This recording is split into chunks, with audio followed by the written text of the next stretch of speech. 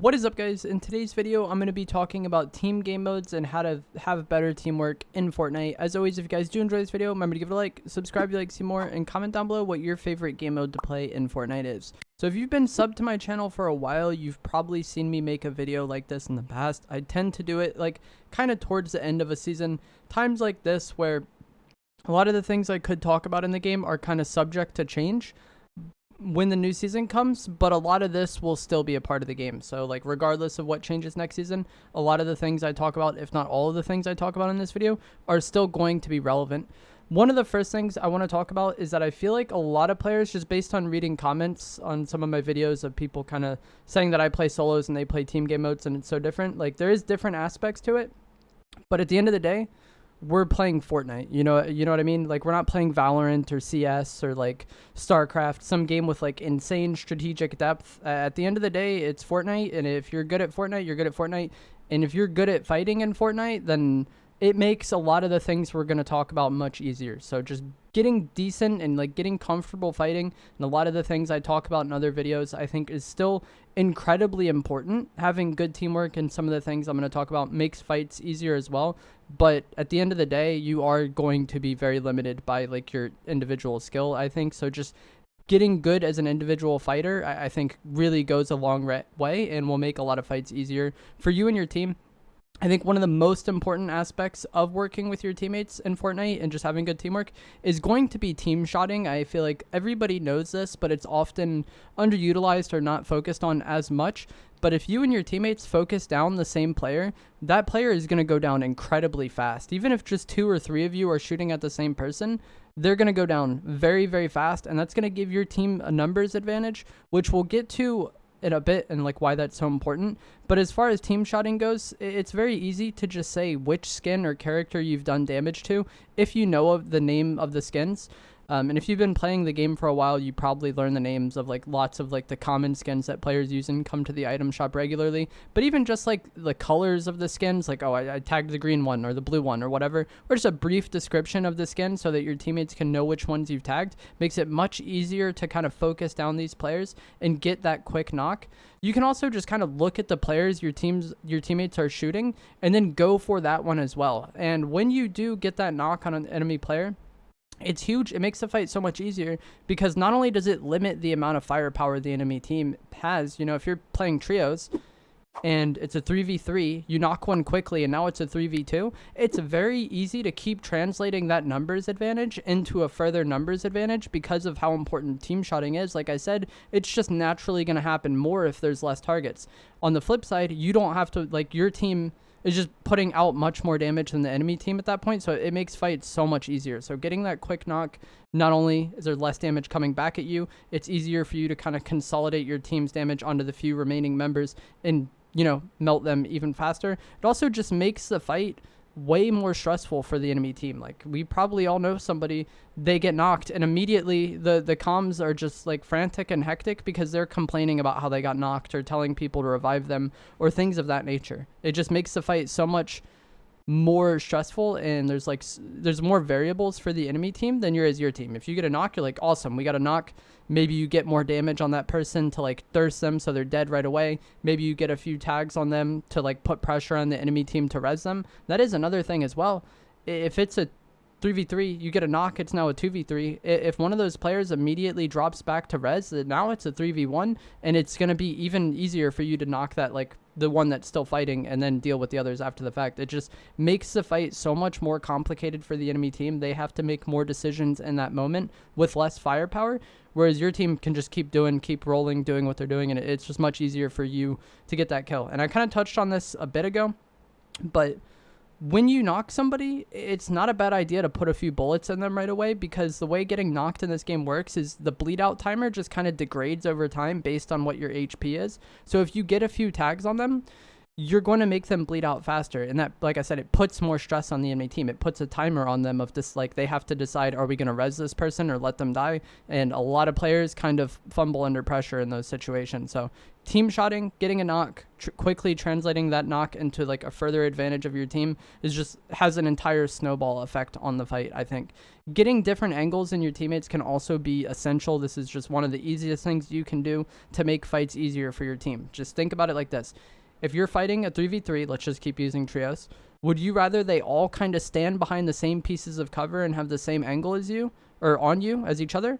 Or would you rather them be spread out amongst multiple pieces of cover with varying angles on you and your team? Like, obviously, you would rather them just be in one area. Not only is it easier to track that and easier to know what angles you're exposed to, also with, you know, explosive weapons in the game like the explosive repeater, makes it possible for you to potentially damage multiple players. So getting different angles in your teammates is huge. You know, if you have a different angle on the fight than your teammate, and let's just say your teammate fries one of the players, and then that player kind of goes behind cover to hide from your teammate, but now they're kind of exposed to you, and you can maybe knock that player down or get even further damage on them, and then they're going to like kind of shift back to where your teammate is.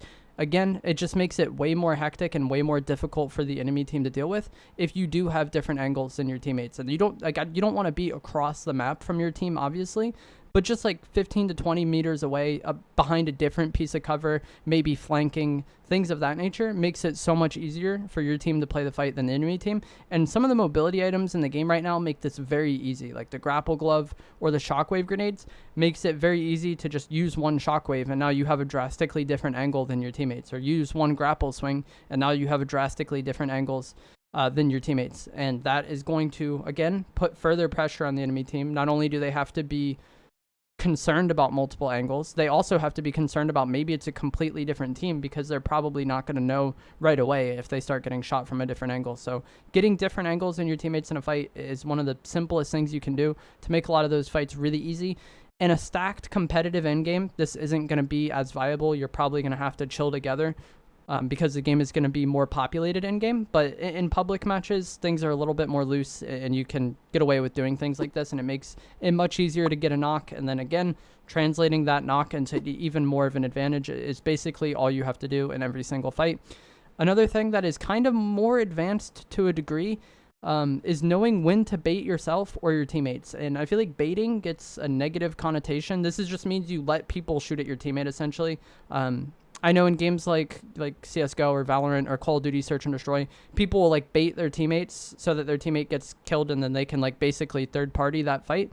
But what I'm talking about is kind of baiting to waste the enemy's time. That way the other players in the team can make a play. So you need to know, you know, if the enemies are hard focusing you and your teammate is able to make a play, then just buying as much time for your teammate to be able to make that play is huge. It is very kind of complicated to talk about knowing when to do this, but I have this clip here. This is a ranked game. The enemy team has zone. They have a hill. They have a bunker in zone. And then also the next zone is going back their way. Me and my teammate are on the edge of storm. I don't believe we have any bunkers. And we also, I don't think, have many heals in this situation either. So if we don't do something kind of drastic in a way, this game is just a loss. It's much easier for that other team to play out the fight than it is for me and my teammate, right?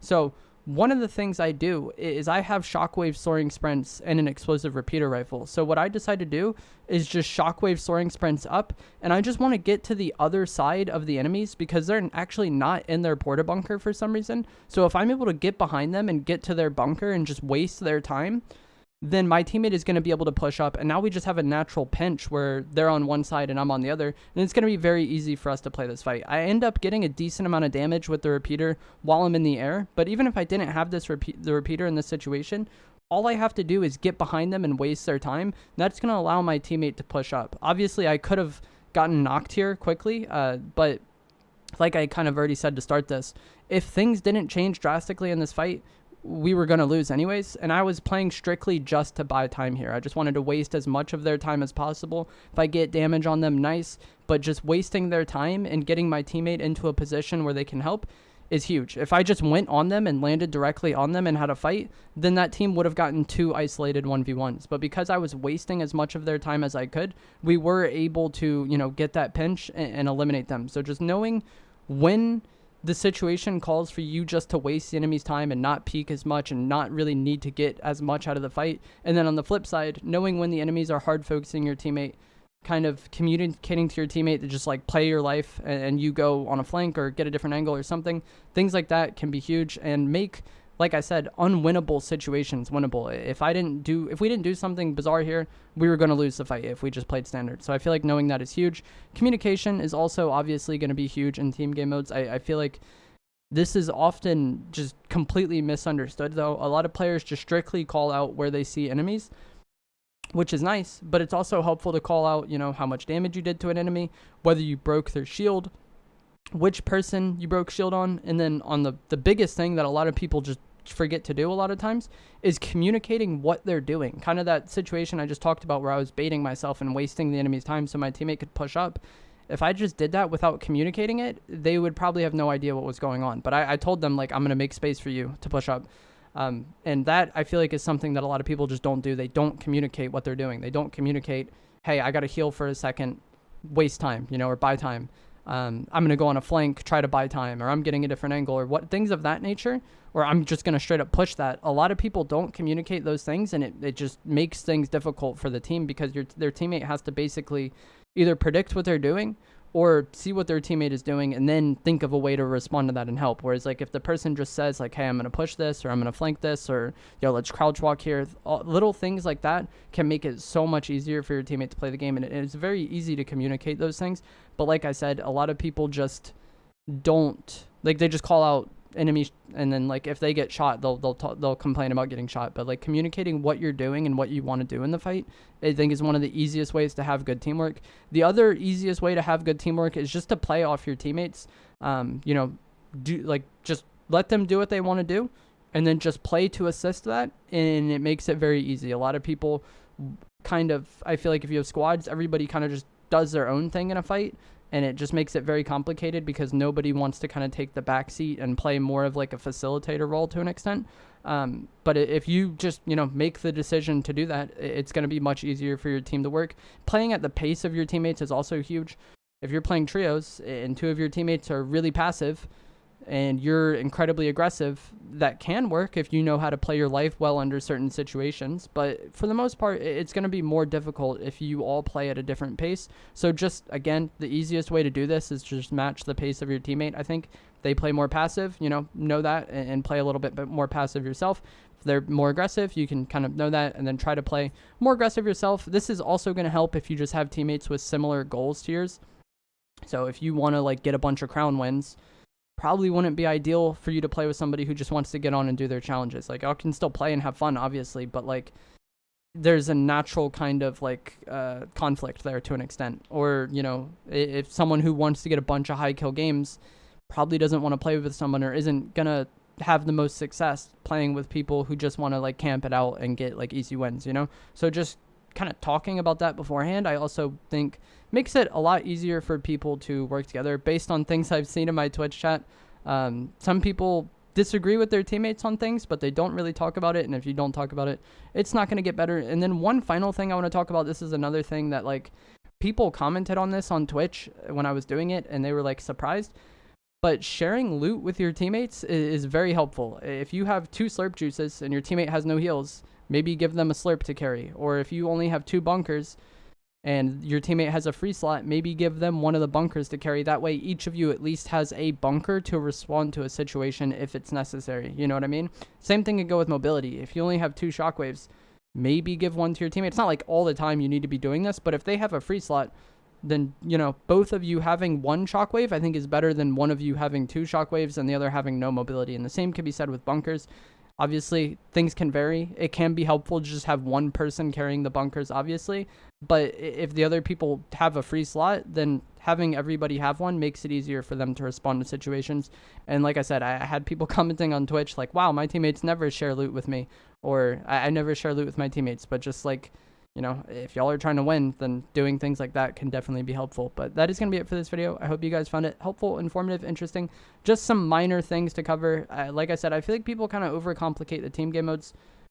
If you get a knock, it's very easy to translate that knock into an even more advantage in the fight, and you just keep doing that over and over again over the course of a fight. It's very easy. communication. Say what you're doing. Try to help your teammate. Try to be helpful. Don't be combative. It is very easy to have good teamwork. I just feel like people's egos kind of get in the way. If you guys enjoyed this, give it a like, subscribe if you like to see more, and I'll see you guys in the next one. Thanks for watching. Are you good on him? I have so much. Yep. I'm max AR and then like 40 repeater. 38, 23, 23, 23. They were shooting at somebody else as well. Yeah, north is like somebody shooting. On the building, on the roof. He's exposed heavy to us. Yeah, ready? 3, 2, 1, go. 76, 23, 23, 23. No shots. 23 cracked. 23, 23, dead. Nice, nice. In the air as well. I'm gonna look at the unicorn one in the back. Oh, we should try to get up there. Do you have bunks or no? No, just shockwaves. Okay. Do you have an empty slot? I can give you 2. I have 4. Maybe. Or it's okay. I mean, I can hold them. Where do those people land? I don't know. I'm like concerned they're just over the crest of this.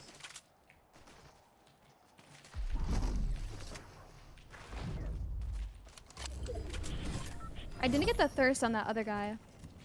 In the open? Want to rotate left, kill this guy, and then we go zone early since Yeah, there's yeah. no mobility. Yeah. Nice. Dude, that's Broke so shield. clutch, that augment. I don't even have my augments. I should see if I can get that too. Oh my gosh. Cracked. Cracked again. Dead. Bro, I hit him with the repeater when he was in the like sky shockwaving. What the? Nice. Teammates shockwaving across the lake now, I think. There's Or 2 maybe over that's there. different people. 23 on one. I'm getting repeatered. Yeah, we can use these trees for cover and keep pushing up. Bunkering. It's the duo right here. 26. Cracked. 20 white. Dead. Extra slurps if you need. I'm good. There's a purple havoc Shockwaving as on well us, maybe? there. To our right. Yeah, I heard Yeah, that behind too. us. Broke shield. 40 white. One Dead. shot. Nice. I'm playing left side of this rock for now. Yep. Look, ready? Yeah, 3, I 2, 1 on see. these guys. 3, 2, oh. 23, 23. Cracked. My bad. Let's push up off that. No, you're good. You're good. No worries. I was like calming it weirdly. What is going on? Are they getting mortared? Yeah, I have no idea. There's just like explosives flying. Yeah, I saw that too. Yeah, I'm ready with bunkers at. I'm just gonna bunk once we see them and play off of that. They're fighting heavy. They're bunking. One to the left in the open. Cracked. Cracked the other one. 40 white. Dead. Both dead? Okay. Yep. One more duo to our right. In the bunk. Look in the bunk.